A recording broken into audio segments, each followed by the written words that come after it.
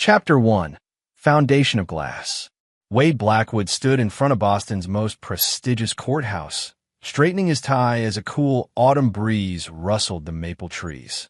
At 35, he had already made partner at Winters & Reed, specializing in intellectual property law. His reputation was built on meticulous preparation and an almost preternatural ability to anticipate his opponent's moves. "You ready to destroy some more dreams today?" Dominic "Dom" Santiago grinned, handing Wade a coffee. Wade smiled. Dom was his oldest friend, a digital security consultant with a questionable past whom Wade had defended years ago on hacking charges. Where Wade was methodical and reserved, Dom was impulsive and gregarious, but their loyalty to each other was unshakable. "It's not about destroying dreams, Dom. It's about protecting them," Wade replied, checking his watch. "I should get inside. Belle's meeting me for lunch after I wrap up." Wade's thoughts drifted to his wife as he climbed the courthouse steps. Belinda Bell Blackwood had crashed into his life 3 years ago at a charity fundraiser where he was representing a nonprofit art collective pro bono. With her magnetic personality and keen business instincts, Belle had been building her lifestyle brand, Belle's World, on social media, amassing a respectable following of 200,000 devoted fans. "Mr. Blackwood," Judge Howard Kessler called out, descending the steps. At 70, Kessler was a legal institution in Massachusetts with a silver mane and penetrating eyes. He had taken Wade under his wing early in his career, becoming the father figure Wade never had. "How's my favorite attorney this morning?" "Ready for battle, Your Honor," Wade replied with respect. "Still coming over for dinner Sunday?" "Mary Ann's making her pot roast." "Wouldn't miss it," Wade promised. The Kesslers had practically adopted him after his parents' deaths when he was in law school. Inside the courtroom, Wade expertly dismantled the opposition's case, a tech company trying to steal a small developer's innovative algorithm. By noon, he had secured not just a victory, but a substantial settlement for his client. At Yvette's, an upscale bistro near the harbor, Wade watched Belle charm the waiter with her radiant smile. Her dark hair fell in perfect waves, and her green eyes sparkled as she documented their lunch for her followers. Their contrasting personalities had drawn them together, his calculated precision balanced by her spontaneous energy. "To my brilliant husband," Belle raised her champagne flute. 3 years of marriage today, and I fall more in love with your beautiful mind every day." Wade smiled, reaching across the table to take her hand. "Remember our wedding day? That little bed and breakfast in Vermont? How could I forget? The flowers, the snow, that adorable justice of the peace with the bow tie." Belle's expression softened. "And the way you looked at me during our vows." Their wedding had been intimate, just 30 guests in a historic and surrounded by snow-covered mountains. Wade had surprised Belle by having her favorite author officiate the ceremony. The wedding video, masterfully shot by an award-winning documentarian, had captured every perfect moment.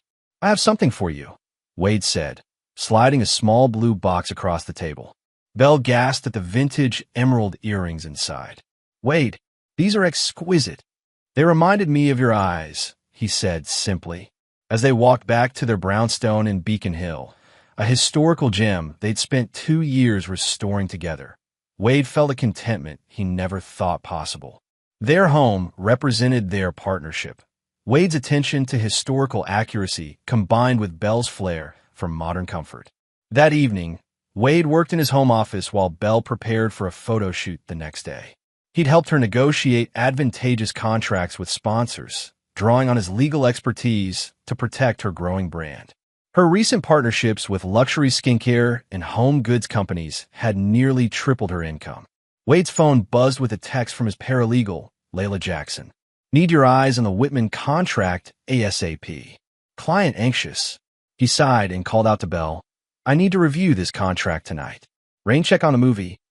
When no answer came, he walked to their bedroom and found Belle intently typing on her phone, startling when she noticed him.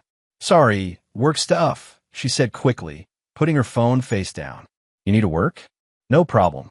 I'm exhausted anyway." As Wade returned to his office, a strange feeling settled in his stomach. Belle had been increasingly distracted lately, canceling plans, taking calls in other rooms, staying out late for networking events. He pushed the thoughts away, focusing on the contract instead.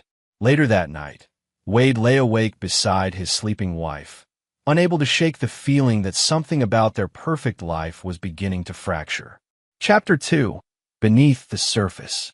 Over the next 3 months, Wade cataloged the changes in Belle's behavior with the same precision he applied to legal briefs. Late-night emergency meetings with sponsors, password changes on her accounts, defensive reactions to casual questions. She'd enrolled in a morning yoga class, but returned with hair inexplicably damp, as if she'd showered elsewhere. "You're acting like one of your paranoid clients," Dom said over lunch at their usual spot near Wade's office. "Belle's business is taking off. She's busy." "It's more than that," Wade insisted, showing Dom his phone. "Look at her credit card statement. 3 charges at Hotel Indigo in the last month, a hotel 3 blocks from our house."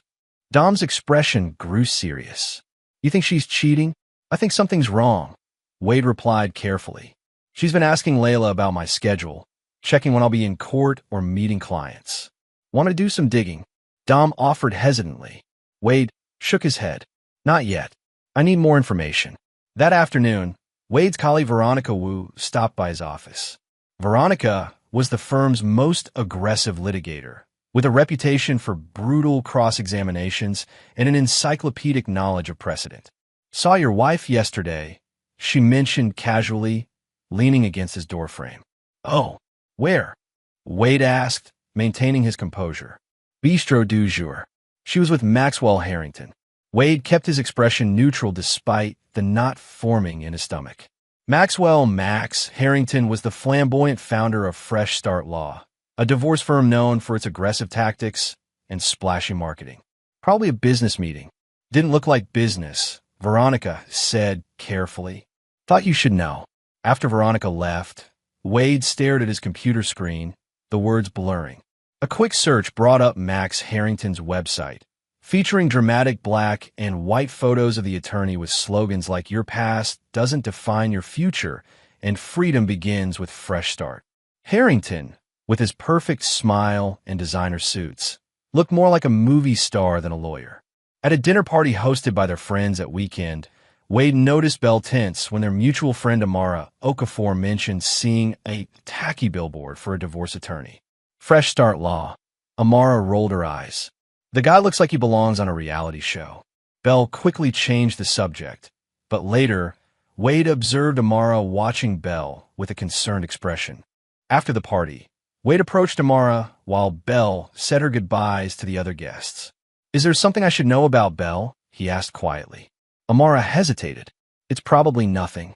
I just saw her having lunch with someone a couple weeks ago.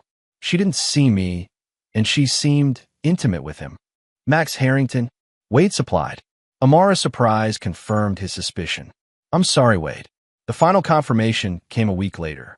While Belle was at a photo shoot, Wade found their shared iPad had received iMessage notifications from an unknown number. The preview showed, "Miss you already. Can't wait to see you tonight when he's." Wade opened the message thread and felt the world collapse around him. Dozens of messages between Belle and Max, romantic, explicit, and worst of all, filled with mockery about Wade. "He's so clueless," Belle had written. "All I have to do is mention a work emergency, and he's back to his contracts." "Classic workaholic husband," Max replied. "Exactly the type we build our business on." Wade downloaded the entire conversation before deleting the messages from the device. Then he called Dom. "I need everything you can find on Maxwell Harrington." Chapter 3. Fracture Lines. 8 months, Wade said, his voice unnervingly calm as he faced Belle across their kitchen island. "You've been sleeping with him for 8 months. Belle's face drained of color.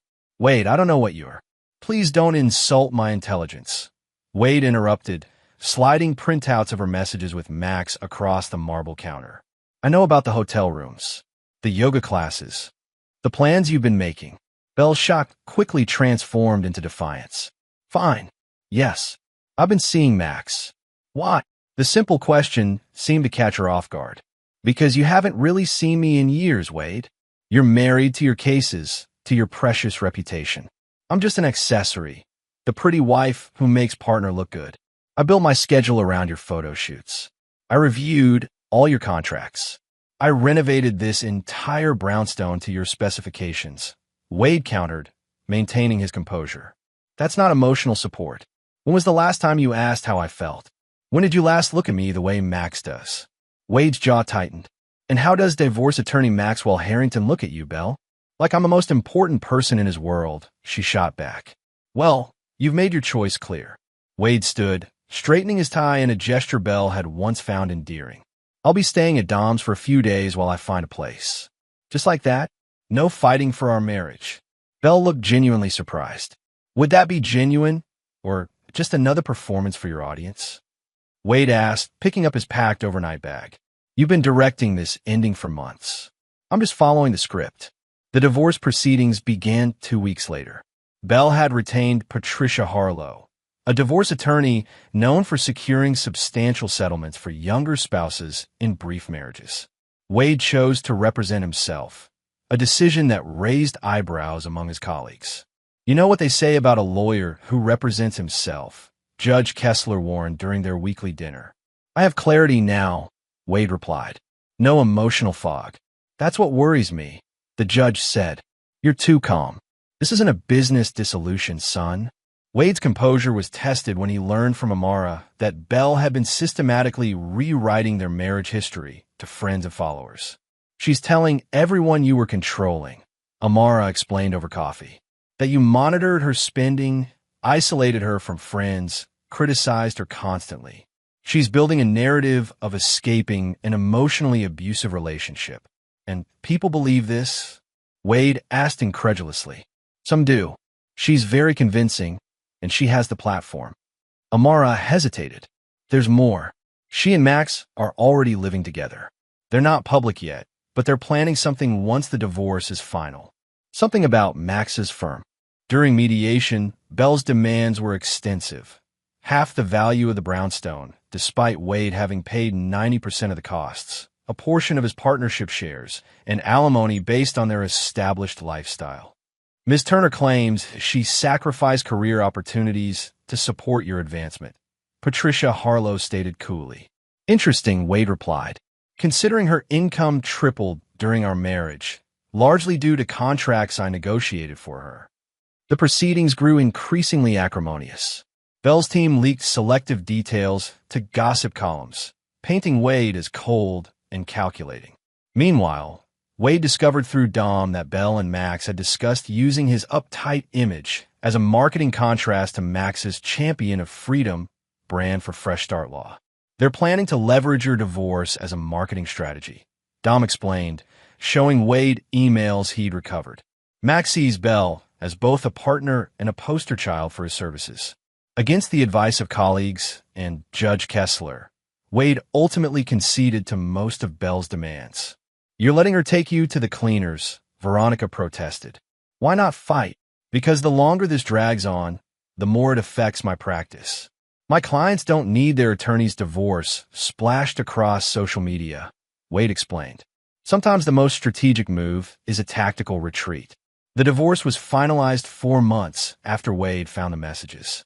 Belle received a generous settlement, including a substantial cash payment in lieu of ongoing alimony. The terms required both parties to refrain from disparaging each other publicly. The day after the divorce was finalized, Belle posted a sunset photo with a caption, "As one chapter ends, an exciting new beginning awaits." Sometimes the bravest thing is to choose yourself. Hashtag fresh start, hashtag new beginnings. Wade closed the social media app and made a single call. Dom, I need everything you can find on both of them. And I mean everything. Chapter 4, the commercial. 6 months post-divorce, Wade had established a new rhythm. He had purchased a modern condo in South End, thrown himself into his practice, and begun mentoring law students through a program founded by Judge Kessler. To the outside world, he appeared to have moved on with quiet dignity. On a Tuesday morning in April, Wade was preparing for a meeting with Brunswick Technologies, a potential client that could significantly expand his practice's intellectual property portfolio. His phone began buzzing continuously with text notifications. Wade, are you seeing this? Veronica, call me ASAP. Have you seen the commercial? Dumb. This is beyond unprofessional. Absolutely disgusting. Judge Kessler. Frowning. Wade opened his laptop and searched Fresh Start Law commercial. The top result was a YouTube video already amassing thousands of views. The commercial opened with familiar footage, his and Belle's wedding day. The camera panned across the snow-covered Vermont landscape before cutting to Belle in her wedding dress, looking radiant. However, the editing had manipulated the timeline, inserting moments where Belle looked pensive or was taking a breath between smiles to make her appear unhappy or hesitant. Wade watched in stunned silence as the commercial continued. His own voice reciting vows played over footage that had been subtly altered to suggest discord. The color grading shifted from warm tones to cool, clinical blues as text appeared, trapped in a mistake. The final sequence showed Belle in the present day, laughing with Max Harrington in his law office as the tagline appeared. Some mistakes can be fixed.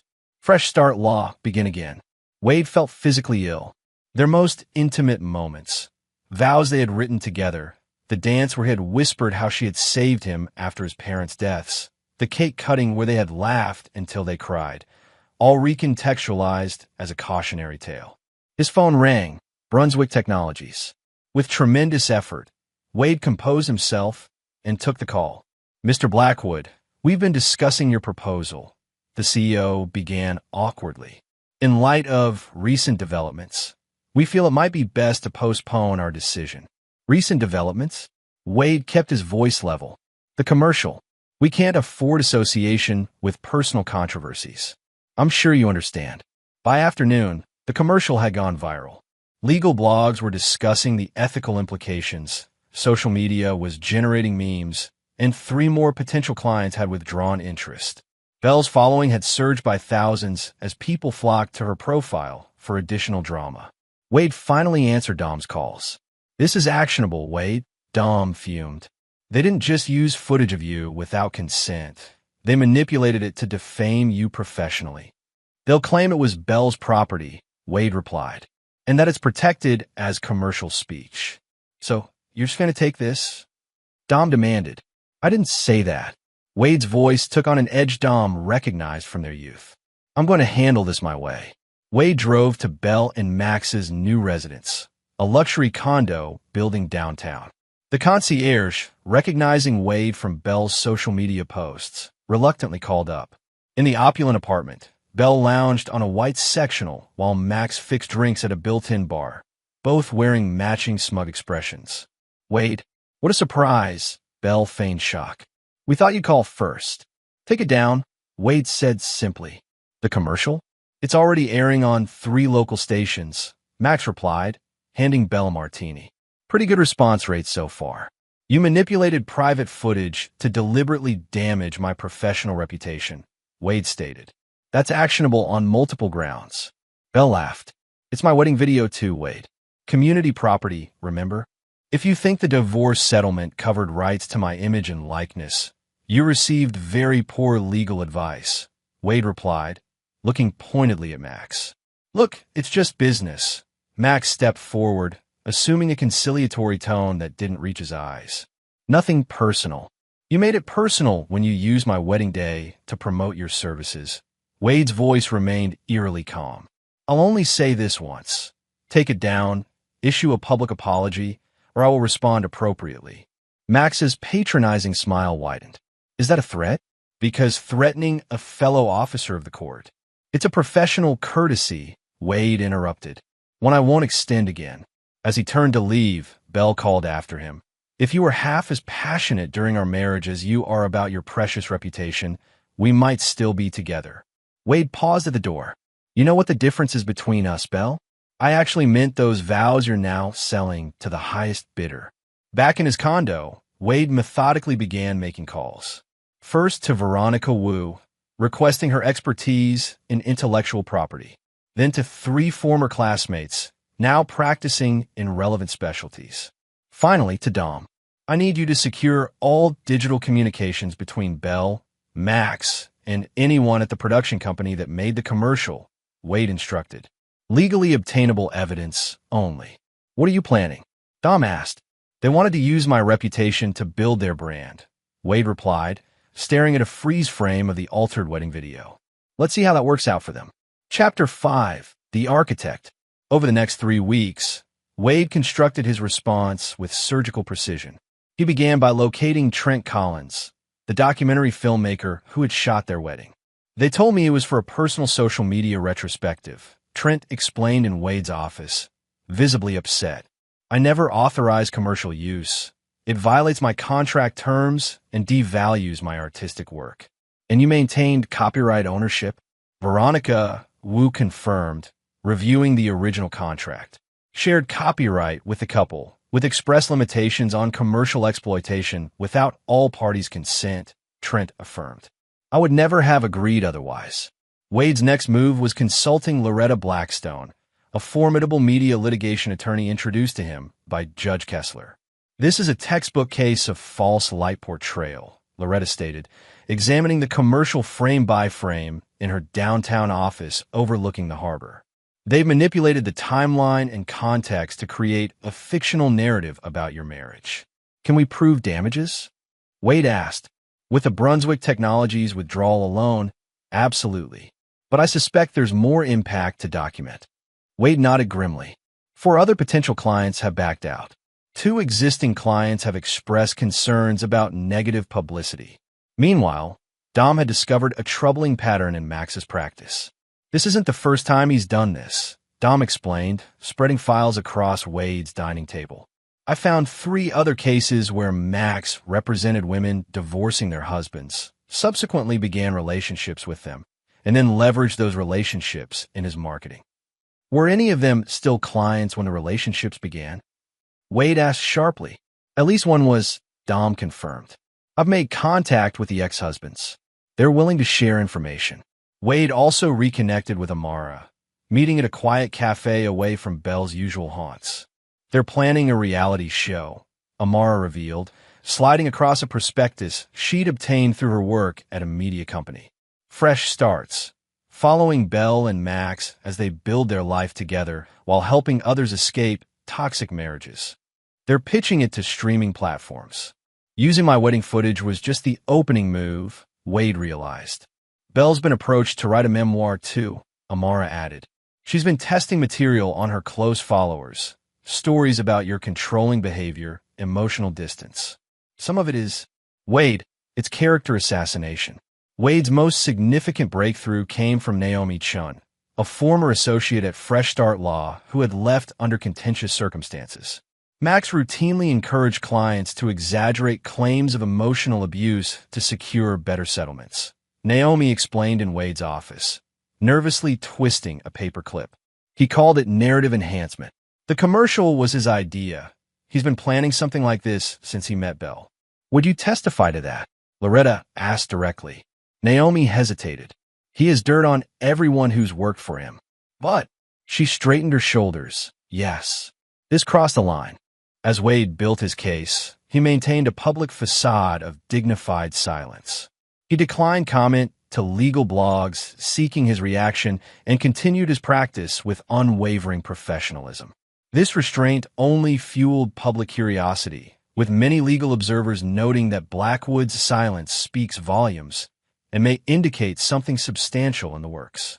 By week 4, Wade had assembled a comprehensive legal strategy targeting multiple vulnerabilities in Belle and Max's actions.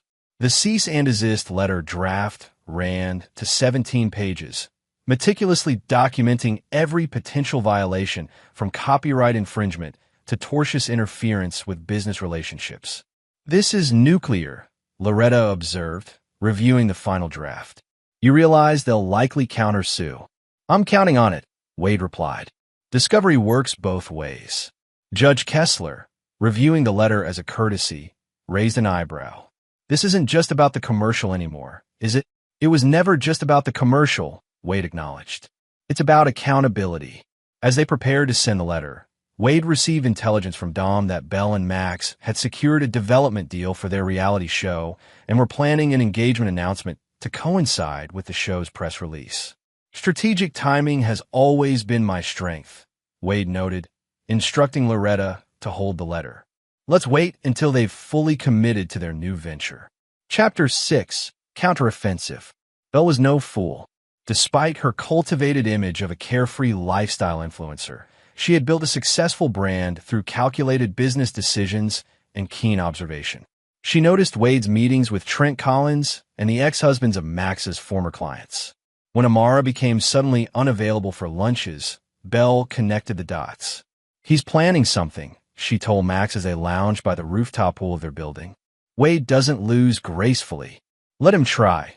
Max dismissed her concerns, scrolling through potential venues for their engagement party. "The commercial is protected speech. Besides, what judge in Boston would rule against me for a man who represented himself in his divorce? Arrogance is Wade's fatal flaw." Belle wasn't convinced. "You don't know him like I do. He's most dangerous when he's quiet." Acting on her instincts, Belle began her own intelligence gathering. She cultivated a friendship with a paralegal at Wade's firm, ostensibly seeking advice for a follower going through divorce. Through casual conversations, she learned Wade had been consulting with media litigation specialists. "We need to get ahead of this," Belle insisted to Max preemptive action. Max reluctantly agreed, and they launched a subtle counteroffensive. Belle started posting obliquely about controlling men who can't let go and the fragility of the male ego when rejected. Without naming Wade directly, the implications were clear to her audience. Meanwhile, Max assigned his firm's investigator to dig into Wade's background and current activities. The most promising angle emerged around Wade's friendship with Dom Santiago. "Your ex's best friend has an interesting history," Max informed Belle, reviewing the investigator's report. "Multiple investigations for hacking, one arrest that mysteriously disappeared from records. Charges dropped by the prosecutor right after Wade joined their case." "Wade represented him?" Belle asked. "And has maintained close association since." Max smiled. "Makes you wonder what kind of illegal surveillance your ex might be conducting through his criminal friend." Belle seized the opportunity, crafting a series of stories about feeling watched during her marriage and fearing her devices had been compromised. She never accused Wade directly, but left breadcrumbs for her followers to follow to their own conclusions. Max escalated by filing a harassment complaint against Wade for contacting his former clients, claiming it constituted interference with his practice. Though the complaint had little legal merit, it generated buzz in legal circles and created a perception that Wade was on a vengeful crusade. The counterattack appeared to be working. Wade canceled 2 court appearances, citing scheduling conflicts.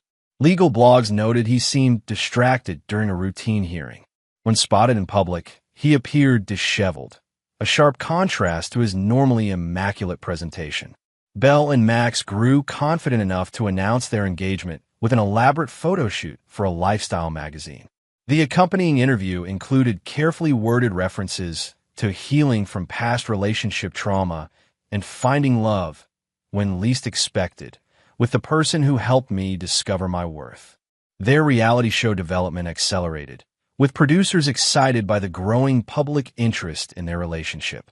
The working title changed from Fresh Starts to Love After Freedom, positioning Belle and Max as both romantic leads and crusaders helping others escape unhappy marriages.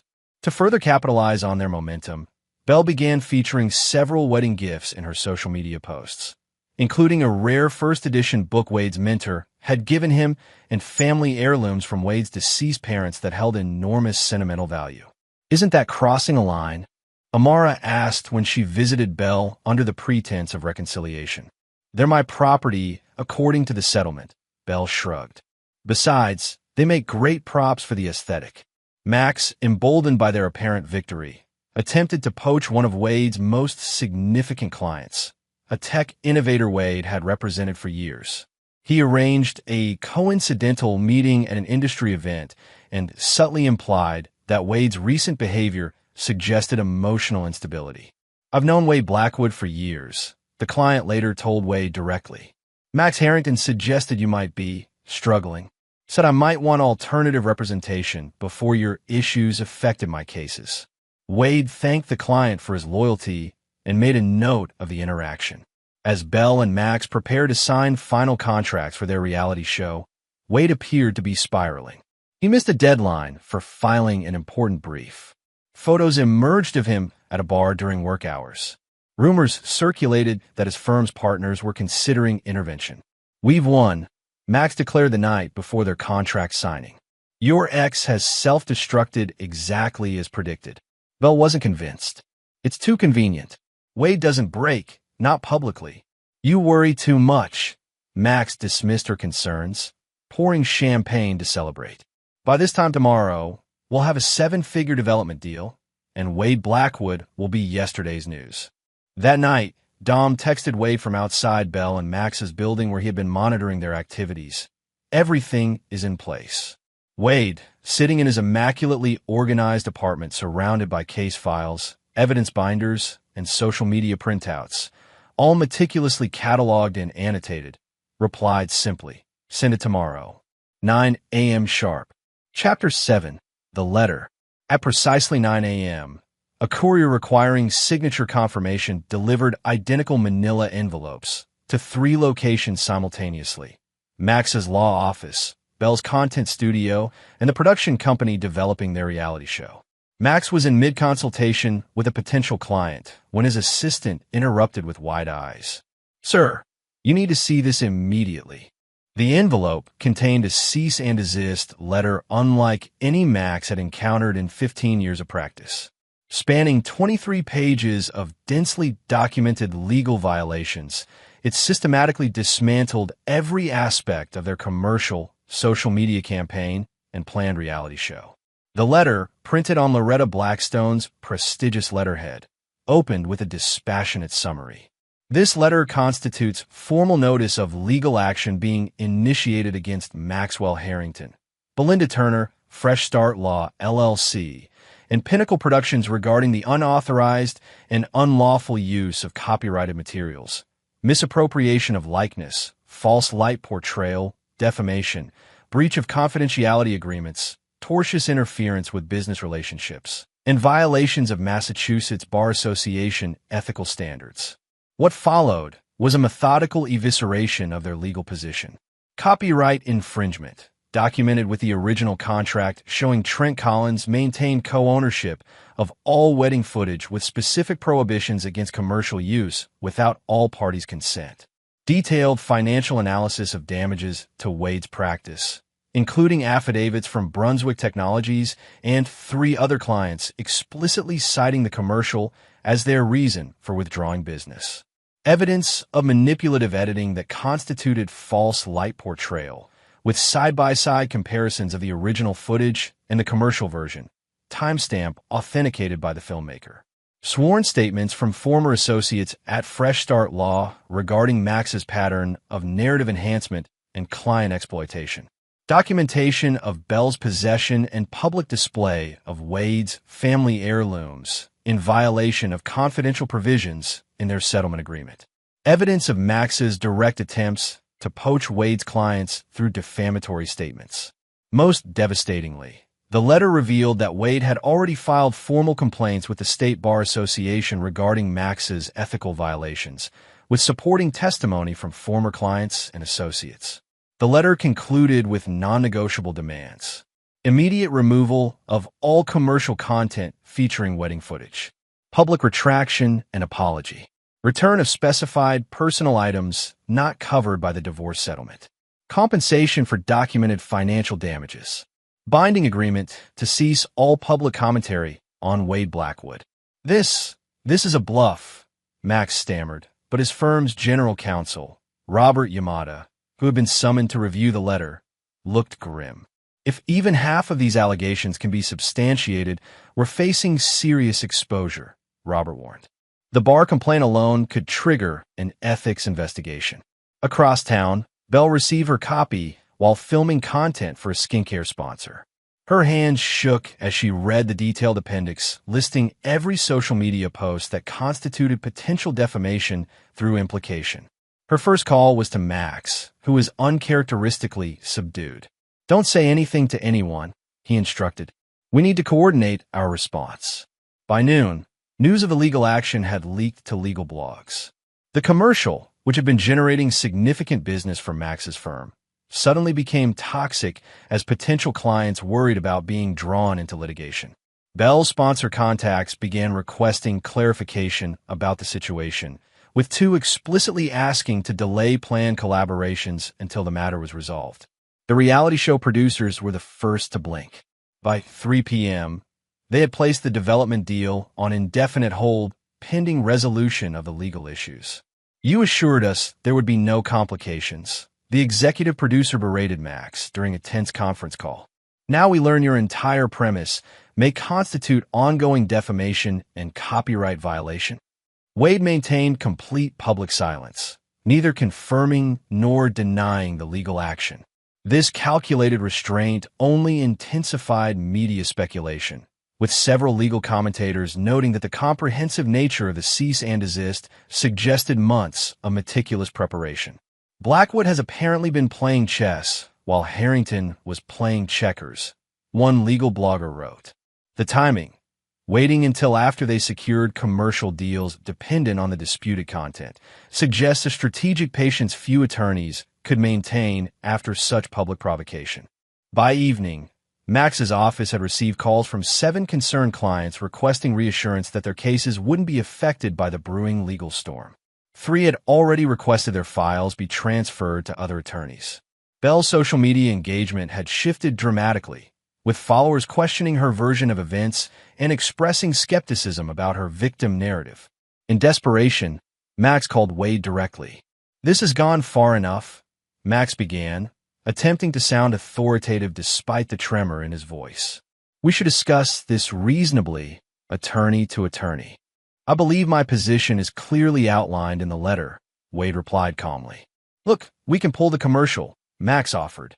"Maybe issue a clarification.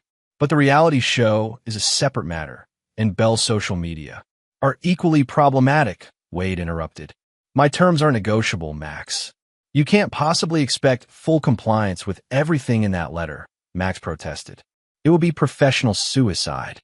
"An interesting choice of words," Wade observed, "considering you attempted to professionally execute me through that commercial. I'll see you in court." Chapter 8: Desperate Measures. Over the next week, Bell and Max's carefully constructed facade began crumbling. The network pulled the commercial after receiving a similar cease and desist. Bell lost her 2 largest sponsorships as brands distanced themselves from potential litigation. Max's client roster shrank daily as word spread through Boston's legal community. Their relationship, built during the exhilarating dismantling of Wade and Bell's marriage, began showing stress fractures under pressure. "You said he wouldn't fight back like this," Bell accused during a heated argument in their kitchen. "You said he was too proud to make a public scene. How was I supposed to know he'd been documenting everything for months?" Max shot back. "You're the one who lived with him for years." Their desperation mounted when they learned their reality show producers had not only suspended their project, but were considering a documentary about the legal battle itself, with Wade as the sympathetic subject. "We need leverage," Max insisted during a strategy session with his firm's crisis management team. "Something that gives us negotiating power." Bell's social media presence, usually curated to perfection, began showing signs of strain. Her posts became defensive, then erratic. When she impulsively shared a tearful story suggesting Wade had monitored her communications during their marriage, her engagement metrics plummeted as followers sensed desperation. Max hired private investigator Russell Parnell to dig deeper into Wade's past and current activities, hoping to uncover something, anything, they could use as counter-leverage. "Everyone has skeletons," Max assured Bell. "Wade Blackwood isn't the saint he pretends to be." 2 weeks into the investigation, Parnell reported back with frustrating news. "I've never seen someone this clean," he admitted in Max's office. "No affairs, no financial irregularities, not even a parking ticket in 5 years. His pro bono work is legitimate, his taxes immaculate." "What about the friend?" "Santiago," Max pressed. "That's your only potential angle," Parnell confirmed. Their friendship dates back to a hacking case where charges were dropped under unusual circumstances. But there's no evidence of current illegal activity, and Santiago now runs a legitimate security consultancy with government contracts. With legitimate options dwindling, Max proposed a desperate strategy, manufacturing evidence of emotional abuse during the marriage. "We need sympathetic press," Max argued. "If we can shift public perception back to seeing you as the victim and Wade as the controlling ex who can't let go, we regain leverage." Belle, increasingly concerned about her collapsing brand, reluctantly agreed. They carefully crafted a narrative about Wade's supposed controlling behavior, planning to release it through a sympathetic journalist who had previously covered domestic abuse cases. What they didn't know was that Wade had anticipated this move months earlier. During their marriage, Belle had confided to Amara and two other friends that she sometimes exaggerated relationship problems for social media engagement, creating artificial struggles her audience could relate to. Wade had obtained sworn affidavits from all three documenting these admissions. When the journalist contacted Wade's attorney for comment on Belle's allegations, Loretta provided these affidavits along with text messages from Belle to friends describing Wade as too nice and frustratingly perfect. The story was killed immediately. As their options narrowed, Belle attempted to reconcile with Amara, hoping to gain intelligence on Wade's strategy. During an uncomfortable lunch, Belle probed for information while pretending to seek friendship. "I'm worried about Wade," Belle said with manufactured concern. "This vendetta isn't like him. Has he said anything to you?" Amara's response was measured. "He hasn't said much, but I did notice something interesting at his new place." "What?" Belle leaned forward eagerly. "The only photo he still has of you two together is from the charity gala where you met," Amara said thoughtfully. "He told me it reminds him that people aren't always what they present themselves to be, that some lessons are worth the price paid for them." The information wasn't useful leverage, but it unsettled Belle deeply. Max's professional situation deteriorated further when he discovered his firm's financial records had been subpoenaed as part of the expanded Barr investigation. The inquiry now included questions about client fund management and potential fee-splitting arrangements with non-lawyers, a serious ethical violation. The stress culminated in a public argument at Sorellina, an upscale Italian restaurant where Belle and Max were dining with potential investors for a new venture. Their heated exchange about strategy devolved into personal accusations, with Belle blaming Max for legal advice that had exposed her to liability and Max accusing Belle of withholding crucial information about her marriage.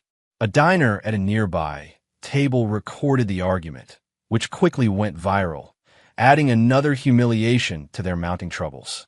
In a final desperate move, Belle reached out directly to Wade with a thinly veiled threat.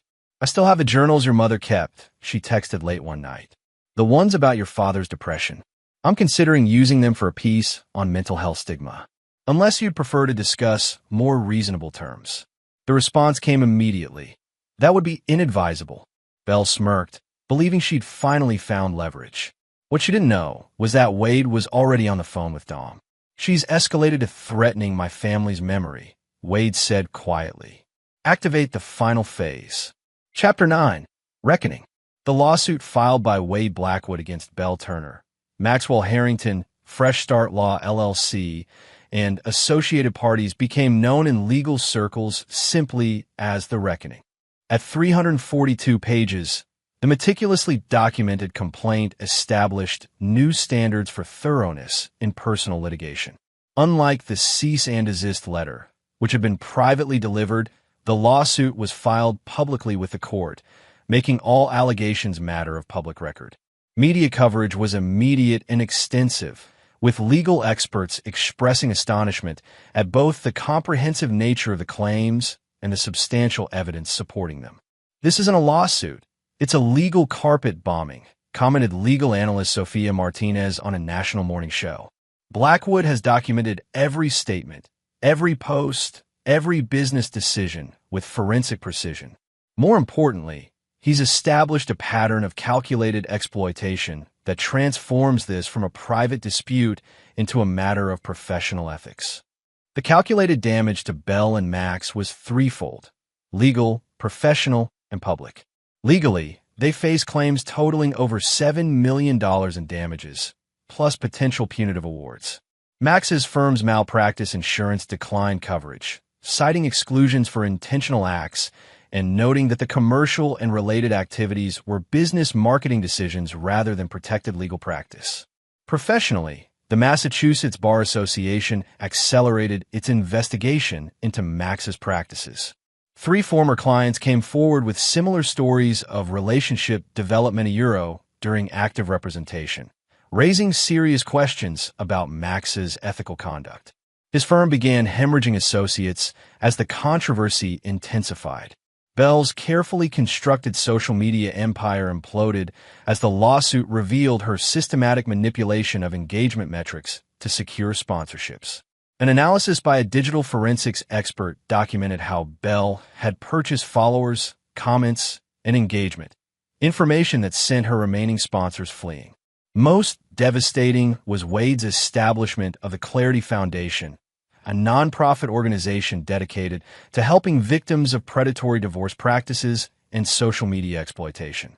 With Judge Kessler as chairman and several of Max's former clients on the board, the foundation immediately established credibility within both legal and advocacy communities.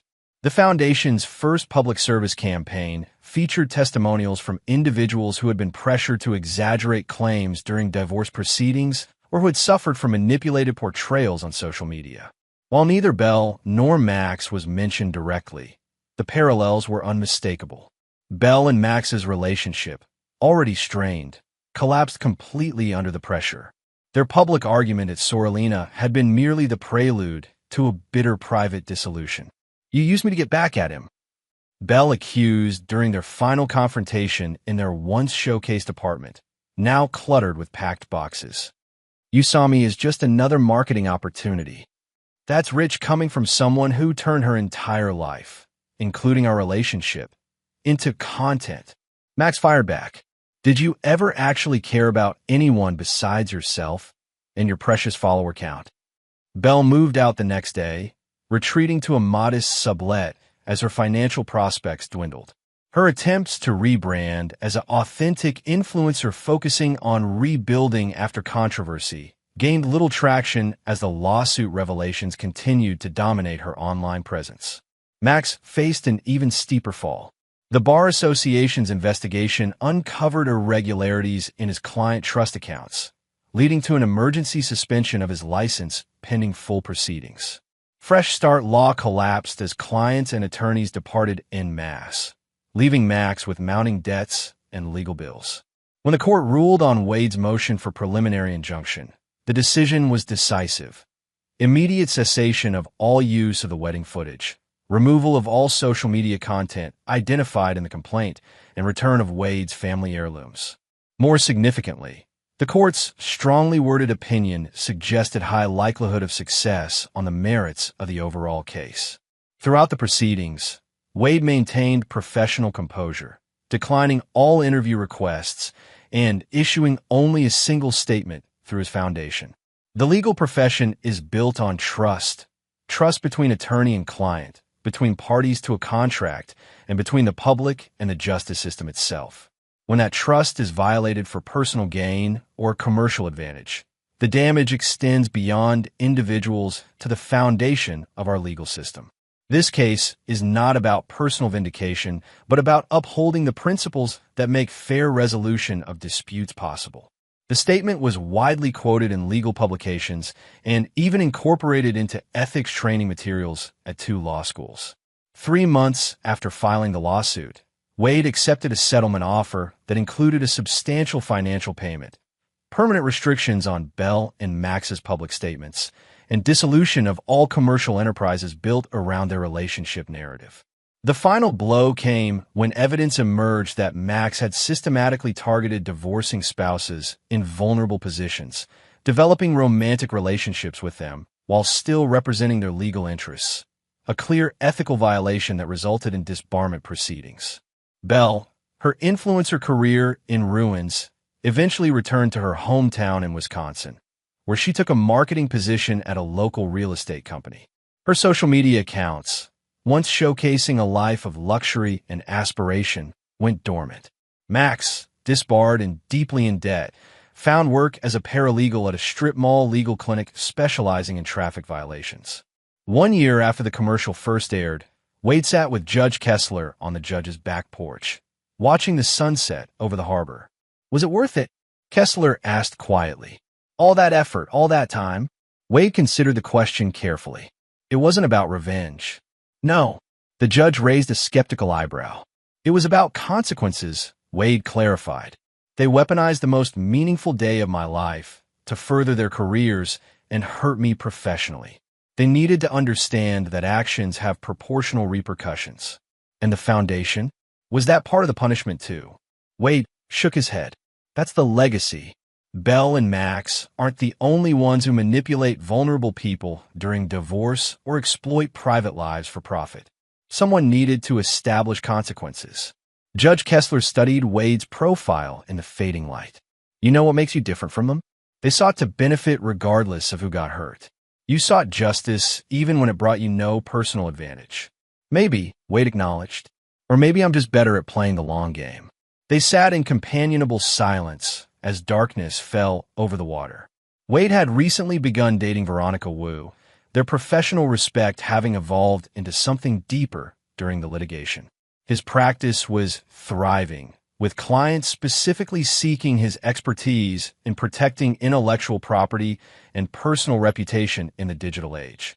The Clarity Foundation had secured major funding and was already helping dozens of individuals navigate predatory practices in both legal and social media contexts. Wade served as its chief legal advisor, finding unexpected fulfillment in helping others avoid the exploitation he had experienced. The wedding video that had been so callously exploited now resided in a secured digital vault, accessed only once. When Wade had reviewed it privately after the case concluded, allowing himself to finally process the grief of what had been lost and acknowledge the strength he had found in responding to betrayal not with bitter vengeance, but with principled justice. In the end, the cease and desist letter that had devastated Bell and Max's careers had become known in legal education as the Blackwood Standard, a template for how to comprehensively address multifaceted legal violations with devastating effectiveness. What had begun as a personal injury had transformed into a professional legacy that would long outlast the pain that inspired it. Epilogue. 15 years later. The Blackwood Legacy. The snow fell in thick flakes outside the floor-to-ceiling windows of the Harvard Law School auditorium, creating a peaceful backdrop to the standing room-only crowd inside. Professor Wade Blackwood stood at the podium, his once dark hair now distinguished with streaks of silver at the temples, surveying the assembled third-year students with quiet confidence. "The most important lesson I can impart about intellectual property litigation isn't found in case law," Wade said, his voice carrying through the hall without need for amplification. "It's understanding that behind every IP dispute lies a human story, often one of betrayal, exploitation, or misunderstanding. Your job isn't just to win the case. It's to restore justice to that story." At 50, Wade Blackwood had become one of Harvard Law's most sought-after adjunct professors, teaching a specialized course on digital rights and reputation in the modern age. His lecture series consistently had a wait list 3 times its capacity, drawing students from across the university's graduate programs. The quarterly guest lecture had become tradition, current law students dissecting the Blackwood Standard, the cease and desist letter that had not only devastated his ex-wife's social media empire and her lover's law practice 15 years ago, but had revolutionized how intellectual property disputes were approached in the digital age. "Professor Blackwood, is it true the case is now taught at 37 law schools nationwide?" a student asked during the Q&A session. Wade nodded modestly.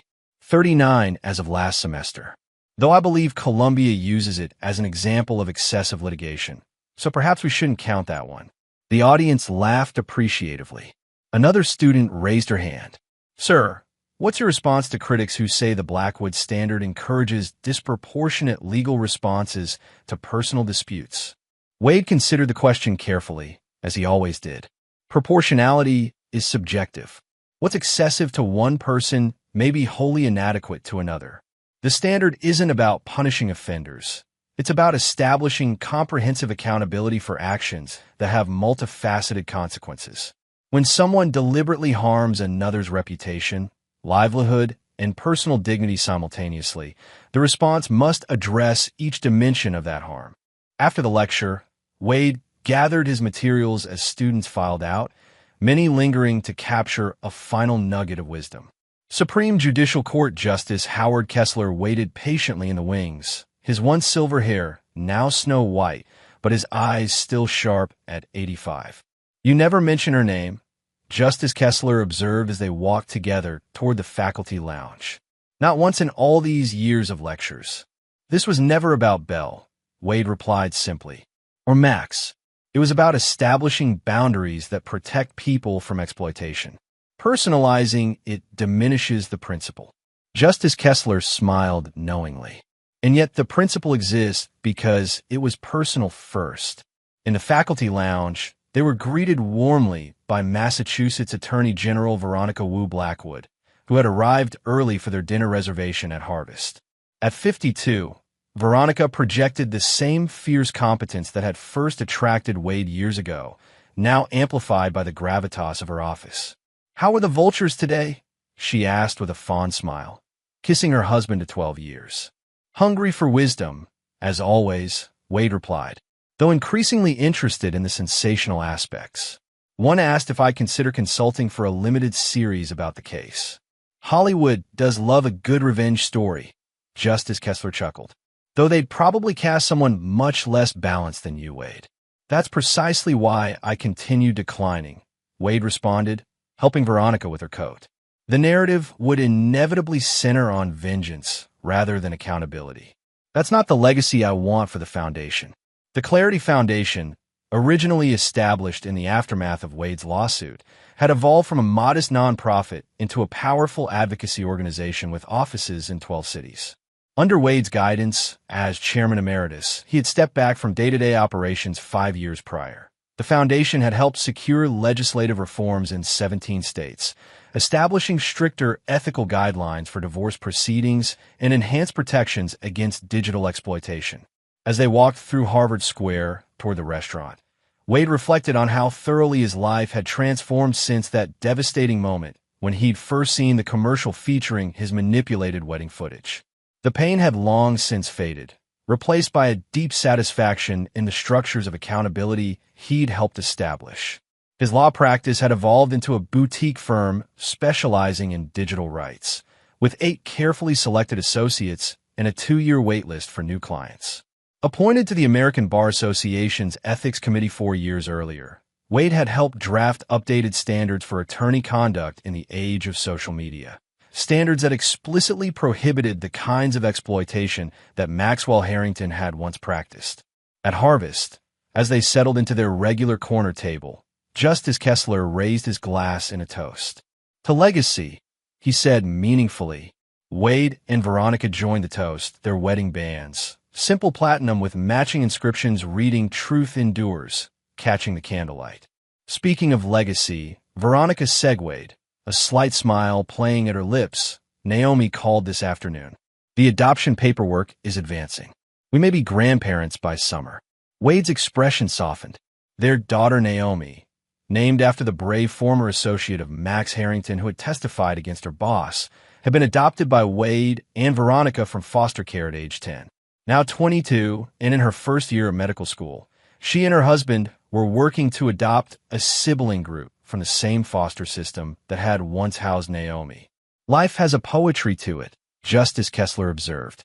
"From exploitation to advocacy, from loss to family. Full circle." Wade nodded thoughtfully. "Not a circle, a spiral. We return to similar points, but at different elevations." Later that night, in their Cambridge home, a Victorian they had restored together, blending Wade's appreciation for historical detail with Veronica's modern sensibilities, Wade sat in his study reviewing applications for the Foundation Scholarship Program. His phone buzzed with a text from Dom. "Caught an interesting reference to our old friends. Call when you can." Wade smiled slightly. Dominic Santiago had leveraged his security expertise into a thriving international consultancy, working with governments and major corporations on cybersecurity protocols. Though his methods occasionally skirted legal boundaries, Dom's fundamental ethical code remained uncompromised. He had never lost his protective instinct toward Wade, maintaining passive monitoring for any mentions of Belle Turner or Maxwell Harrington that might indicate trouble. Wade called him immediately. "So guess who's trying to make a comeback?" Dom's voice held its familiar mischievous edge despite the years. "I assume you're about to tell me," Wade replied dryly. "Our friend Max appears in a podcast about professional redemption. Very contrite, very humble. Claims he's a changed man after his difficult but deserved fall from grace." Wade felt a flicker of curiosity, but no anxiety. "Is he mentioning names?" "Careful not to, but the subtext is clear to anyone familiar with the case. He's positioning himself as a consultant on legal ethics now, if you can appreciate the irony." Wade considered this information. "Is he causing any actual harm?" "Not that I can detect.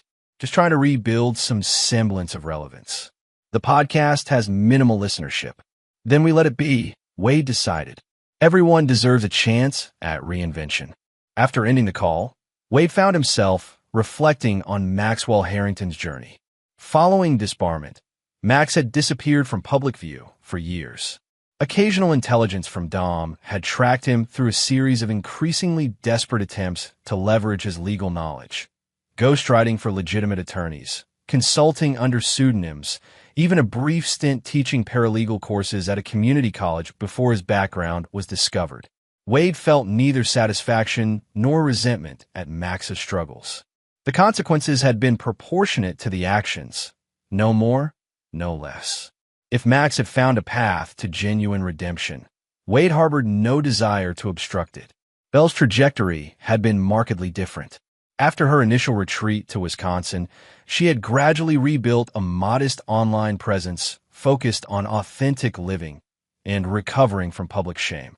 Unlike Max, she had never attempted to deny responsibility for her actions, instead incorporating them into a narrative of personal growth. 5 years after the lawsuit, Belle had published a memoir titled Filtered, My Journey from Influence to Authenticity, which had achieved modest sales and included a carefully worded acknowledgement of the harm her actions had caused. Wade had received a copy with a simple handwritten note, "I'm sorry. I hope you found peace." He hadn't responded, but had donated the book to the Foundation's research library.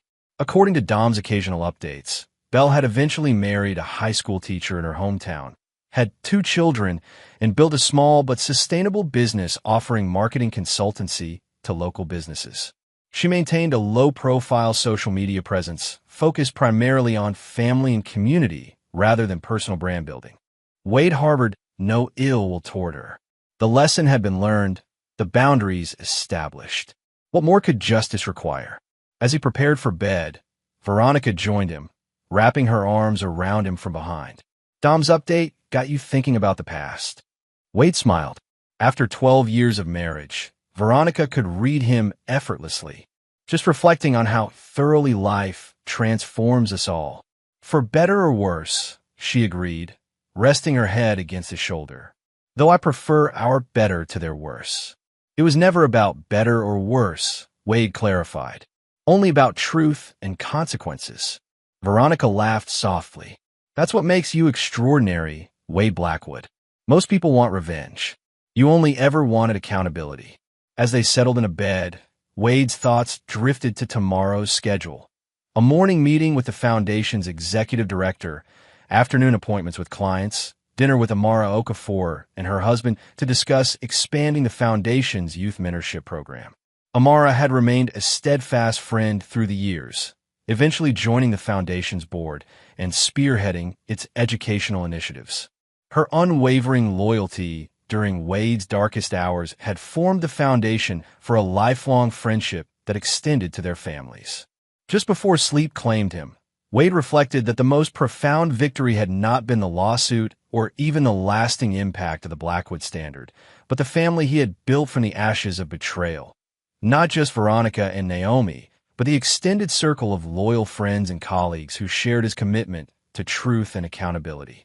Parallel lives. The Fresh Start Legal Clinic occupied a small storefront wedged between a discount mattress outlet and a vape shop in suburban Phoenix. Inside, Maxwell Harrington, now sporting a closely trimmed gray beard that partially concealed his receding hairline, sat across from a nervous young woman reviewing her divorce paperwork. "Remember, Mrs. Jimenez, full disclosure is mandatory," Max advised, his tone professional but warm. "Hiding assets always backfires. Trust me on this." At 53, Maxwell Harrington bore little resemblance to the flamboyant divorce attorney whose face had once adorned billboards across Boston. The designer suits had been replaced by modest business casual attire. The perfect smile, now tempered by years of humility, forcibly learned. After his disbarment 15 years earlier, Max had initially clung to denial, blaming Wade Blackwood, Bell, the Bar Association, anyone but himself, for his downfall. The first 5 years had been a spiral of failed ventures, borrowed money, an increasingly desperate attempt to leverage his legal knowledge without crossing into unauthorized practice of law. The turning point had come during a particularly bleak period when, facing eviction from his studio apartment, Max had taken a job at a call center for a legal services hotline. There, anonymously guiding callers through basic legal questions, he had rediscovered something long buried beneath his ambition: genuine satisfaction in helping people navigate confusing legal terrain. Over subsequent years, Max had rebuilt a modest life around this rediscovered purpose. After completing paralegal certification and fulfilling thousands of community service hours, he had established the Fresh Start Legal Clinic, offering low-cost assistance to individuals representing themselves in family court matters. Operating under the supervision of licensed attorneys, as required by a settlement with the Bar Association, Max had found unexpected fulfillment in guiding clients through paperwork, court procedures, and realistic expectations. His past mistakes, openly acknowledged in the clinic's promotional materials, had become cautionary lessons he shared with clients tempted toward vengeful litigation. As Mrs. Jimenez departed with her completed paperwork, Max's assistant Luisa entered with his afternoon coffee. "The Jimenez case is straightforward," he told her, reviewing his notes. "But schedule extra time for her return visit. She'll need emotional support as much as procedural guidance." "Already done," Luisa confirmed. "Also, that podcast producer called again. They want to schedule the follow-up interview." Max hesitated. His recent appearance on Fallen, Stories of Professional Redemption, had generated mixed feelings. While he believed in the value of his cautionary tale, he remained acutely conscious of the damage his past actions had caused. "Tell them I'll consider it," he decided, "but make it clear I won't discuss specific individuals." After Luisa left, Max opened his desk drawer and removed a well-worn newspaper clipping, a 15-year-old article about the Massachusetts Bar Association's decision to disbar him. He kept it as a reminder, not of resentment, but of accountability. His phone buzzed with a text from his wife, "Teresa, don't forget to pick up Miguel after basketball practice. Love you." Max smiled, texting back confirmation. His marriage to Teresa, a high school Spanish teacher he'd met at a community college where he briefly taught paralegal courses, had provided stability he'd never known in his previous life. Their son Miguel, now 13, knew his father only as the dedicated paralegal who helped people navigate legal difficulties, not as the disgraced attorney who had once exploited vulnerable clients. As he prepared for his next appointment, Max reflected on the strange path his life had taken. The ambitious attorney who had once seen Bell Turner as both conquest and marketing opportunity would never have imagined finding contentment in a modest legal clinic helping ordinary people with routine legal matters. He had attempted to contact Wade Blackwood once, 7 years earlier, sending a carefully worded letter acknowledging the legitimacy of Wade's actions and expressing genuine remorse. The letter had been returned unopened, not rejected in anger, but simply marked "receipt acknowledged," no response required. Max had understood the message perfectly. Wade Blackwood had moved on completely, neither harboring resentment nor seeking reconciliation. The past was closed, justice had been served, and further communication served no purpose. In his more reflective moments, Max recognized that Wade's comprehensive response to his destructive actions had ultimately saved him from himself. The man he had become, humbler, more authentic, genuinely committed to helping others, would never have emerged without the complete dismantling of his former self. Mr. Harrington? Louisa interrupted his thoughts. Your 3 o'clock is here. Custody modification case. Max nodded, tucking the newspaper clipping back into his drawer. Send them in. 2,000 miles away in Green Bay, Wisconsin, Belle Thompson, formerly Turner, formerly Blackwood, adjusted the lighting in her small studio as she prepared to record a video segment for her online course, Authentic Marketing for Small Businesses. At 48, Belle retained much of the beauty that had once built her influencer empire, though her styling was now deliberately understated. Minimal makeup, simple hairstyle, clothing chosen for comfort rather than statement. The carefully curated aesthetic that had once defined Belle's world had been replaced by genuine warmth and hard-earned wisdom. Remember, she spoke directly to the camera, social media isn't about projecting perfection. It's about connecting authentically with your community. Your small business doesn't need a fabricated story. Its real value is far more compelling than any fiction you could create. The irony wasn't lost on Belle. 15 years ago, her carefully constructed online persona had collapsed under the weight of its own fabrications, exposed through Wade's methodical legal action. The influencer who had once manipulated metrics, relationships, and narratives for engagement now advocated relentlessly for authenticity. After finishing the recording, Belle checked her phone to find a message from her husband, Drew. Parent-teacher conference is running late. Need me to ask Mom to pick up the kids? Belle replied quickly, confirming that she'd handle pickup. Her relationship with Drew Thompson, who taught history at the local high school, had developed gradually after her return to Green Bay. Unlike her marriages to Wade and her brief, disastrous relationship with Max, her connection with Drew was built on complete transparency, including her painful past. Their twins, now 10, knew a simplified version of their mother's previous life. As they grew older, Belle intended to share more details, viewing her mistakes as important cautionary lessons about integrity and consequences. Outside her small studio, converted from a former retail space downtown, Belle spotted a familiar name on her appointment calendar. Trent Collins, the documentary filmmaker who had shot her wedding to Wade all those years ago. Trent had reached out unexpectedly the previous month, explaining he was working on a documentary about social media ethics and wanted to interview her about her perspective on authenticity in the digital age. After careful consideration, Belle had agreed, with clear boundaries about what she would discuss. As she prepared for his arrival, Belle reflected on how thoroughly her understanding of influence had transformed. The woman who had once viewed followers as commodities now measured success by the concrete help she provided to local businesses struggling to establish genuine digital connections. Her modest consulting practice served primarily small businesses within a 50-mile radius, family restaurants, independent bookstores, local craftspeople. Her fees were reasonable, her advice practical, and her approach resolutely ethical. When potential clients sought shortcuts or manipulative strategies, Belle declined their business, regardless of the potential income. The wisdom had been expensively purchased. Following the lawsuit, Belle had experienced 3 years of profound depression, her identity shattered along with her income stream. The careful reconstruction of her life, beginning with therapy, continuing through community college marketing courses, and culminating in her current business, had required humility she'd never imagined possessing. The memoir she'd published during this reconstruction had been less about profit than atonement, a public acknowledgement of her destructive choices and their consequences. Though some critics had dismissed it as reputation rehabilitation, Belle had found the process of honest self-examination transformative. When Trent arrived for the interview, Belle greeted him warmly, but professionally.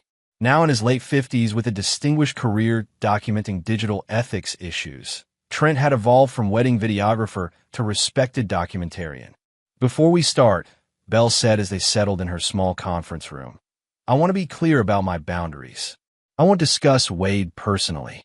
Any reference to our marriage or divorce needs to focus on my actions and their consequences, not on him. Trent nodded, unsurprised. That's entirely appropriate. This isn't about personalities. It's about the evolution of digital ethics. Your perspective, as someone who's experienced both sides of that evolution, is valuable. During the interview, Bell spoke candidly about her journey from exploitation to advocacy. I used relationships as content without considering the human cost, she explained. I viewed my marriage as material rather than a sacred trust. When that approach destroyed everything I'd built, I had to fundamentally reassess what influence actually means. After the interview concluded, Trent lingered briefly. I saw Wade last month at Harvard. He's teaching a course on digital rights. Bell nodded, a complex emotion crossing her features. That makes perfect sense. He always understood the power of information better than most. He doesn't mention you by name in his lectures, Trent noted. Ever. Not out of bitterness. It seems more like principle. That sounds like Wade, Bell acknowledged. For him, it was never personal. It was about establishing boundaries that should never be crossed. She hesitated before asking, "Is he happy?" "He seems fulfilled," Trent replied carefully. "His work with the Clarity Foundation has helped thousands of people." Bell smiled slightly. "Good. That matters more than happiness, I think." As Trent departed, Bell checked her schedule for the remainder of the day, picking up the twins from school, dinner preparation, then an evening municipal meeting where she would present her proposal for digital literacy programs in local schools. The life she had rebuilt bore no resemblance to the glamorous existence she had once projected online. Her home was modest, her wardrobe practical, her savings adequate rather than extravagant. Yet the relationships she had formed with Drew, their children, the local community, possessed an authenticity that her previous life had lacked entirely. In her office hung a single reminder of her past, a framed page from Wade's lawsuit listing the specific falsehoods she had propagated, not displayed out of masochism, but as a daily reminder that integrity, once compromised, requires constant vigilance to maintain. As she gathered her things to leave, Bell reflected that perhaps the most important lesson from her spectacular downfall was the recognition that true influence wasn't measured in followers or engagement metrics, but in positive impact on actual lives. By that measure, her current modest existence contained more genuine success than her previous apparent triumph. Convergence. The Clarity Foundation's 15th anniversary gala filled the grand ballroom of Boston's Fairmont Copley Plaza. Distinguished guests from legal, academic, and advocacy communities mingled beneath crystal chandeliers, celebrating an organization that had transformed from one man's response to personal injustice into a national force for accountability in digital spaces. Wade moved through the crowd with practiced ease, greeting Foundation supporters, former clients, and the expanding network of attorneys who had adopted the Blackwood standard in their practice. At his side, Veronica engaged effortlessly with judges, legislators, and potential donors. "There's someone I think you should meet," Judge Kessler said, approaching them midway through the evening. "He's been doing remarkable work with self-represented litigants in Arizona. Very much aligned with our mission."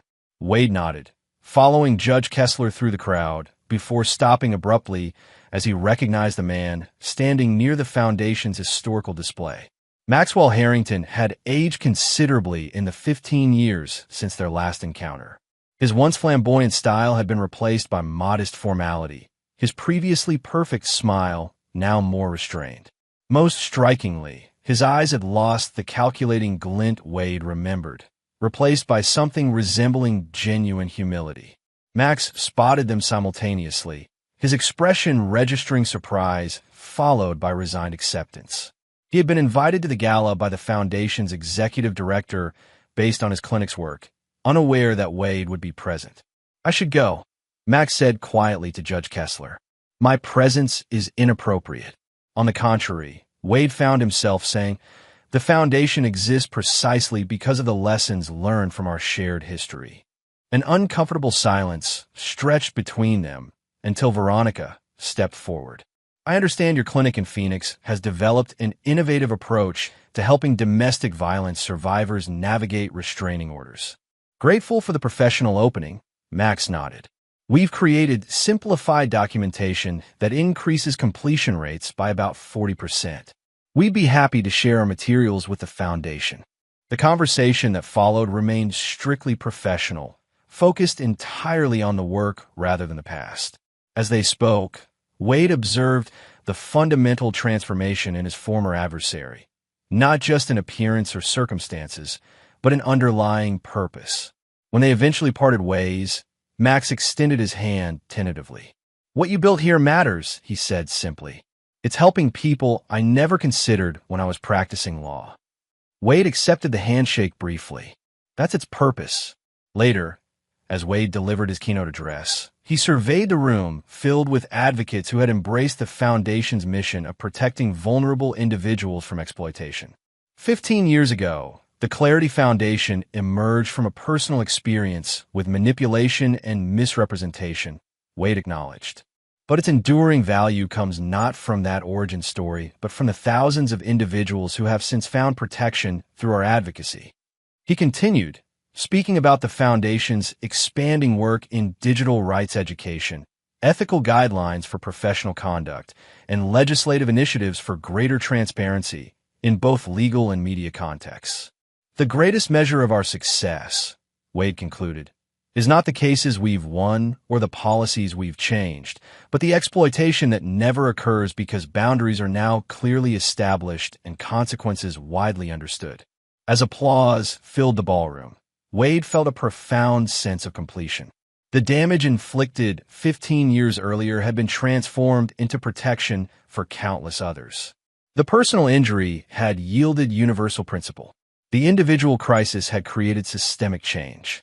After the gala, as Wade and Veronica returned home, he found himself unusually reflective.